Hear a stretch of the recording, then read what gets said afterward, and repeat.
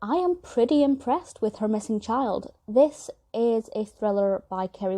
This is actually the first of Watts's work that I've read, but it is actually apparently the second book in the Detective Jessie Blake series.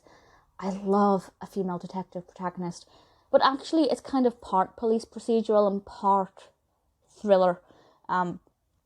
So it's not all told from the perspective of Jessie Blake.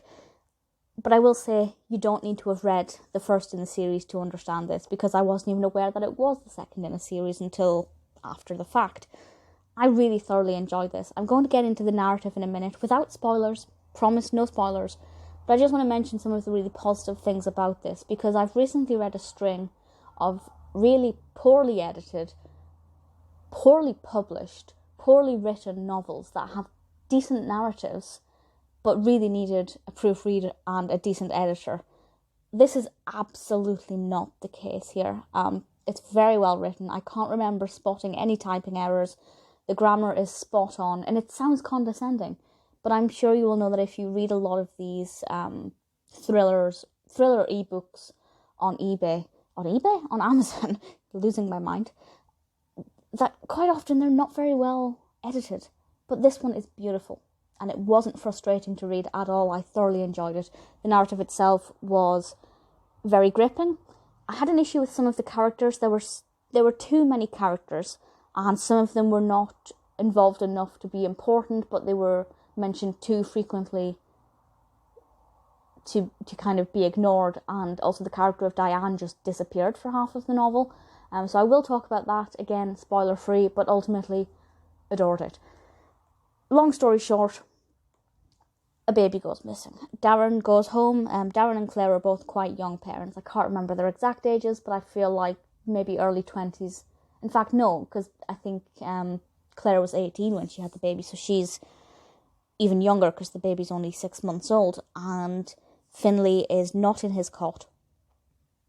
Obviously, Darren loses his mind, calls the police, but the mother, Claire, is actually going through postnatal depression, so her reactions are not what the police would expect. Is that because of the postnatal, or is that because she knows something? Obviously, I'm not going to tell you anything. And immediately we have one suspect outside of Darren and Claire, and that is Diane, the next door neighbour, who herself had lost a child. Her child had passed away, unfortunately, and she spent a lot of time looking after Finlay because Claire, going through her depression, was unable to do very much during the day. So she instantly became a suspect. And it just so happened that Jessie Blake herself, I don't know if this is a spoiler for the first book, by the way, I don't know if it happened in the first book, but Jessie Blake herself had also lost a child.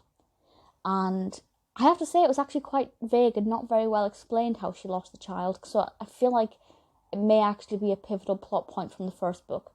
So I'm kind of intrigued to go back and read that. But either way, 3 of the female leads in this had all lost babies, or one of the babies had gone missing. I felt like that was maybe a bit too much, and for Diane to have also lost a child, I feel like it was maybe unnecessary. It would have been better if, as horrible as this sounds, if Diane had maybe been unable to conceive. And then that would have given her motivation to steal Finlay.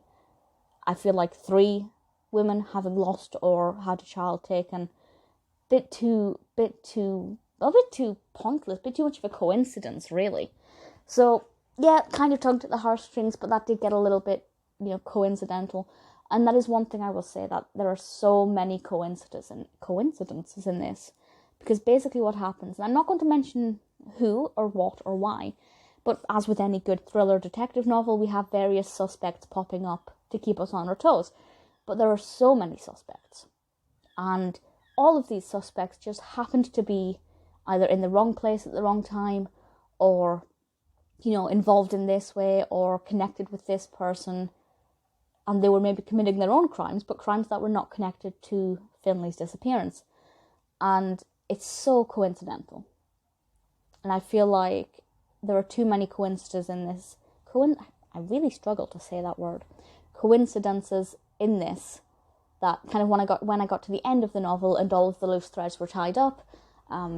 Again, I'll come back to that actually, but when all of the loose threads were tied up and, you know, the suspects were identified as being no longer suspects or, of course, being guilty where applicable, I felt like there were just too many coincidences.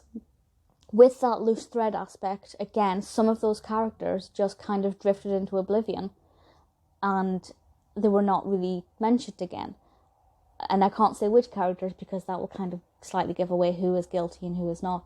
But some of the characters, because there were so many characters, some of them just were not kind of rounded off well at the end, and I was left thinking, well, what happened to them, or did we ever resolve this issue with them?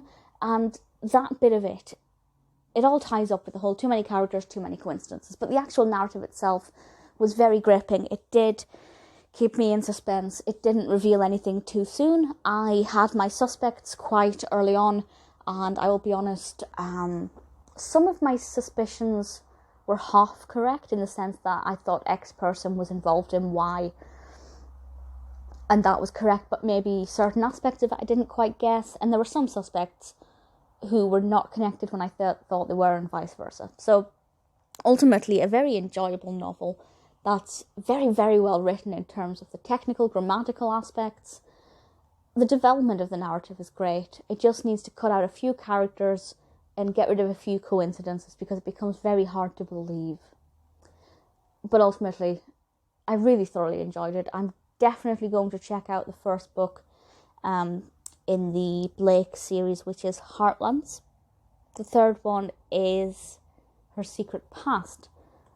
If you've read either of those, feel free to let me know what you think of them. I'm probably going to enjoy them if they're as good as this one.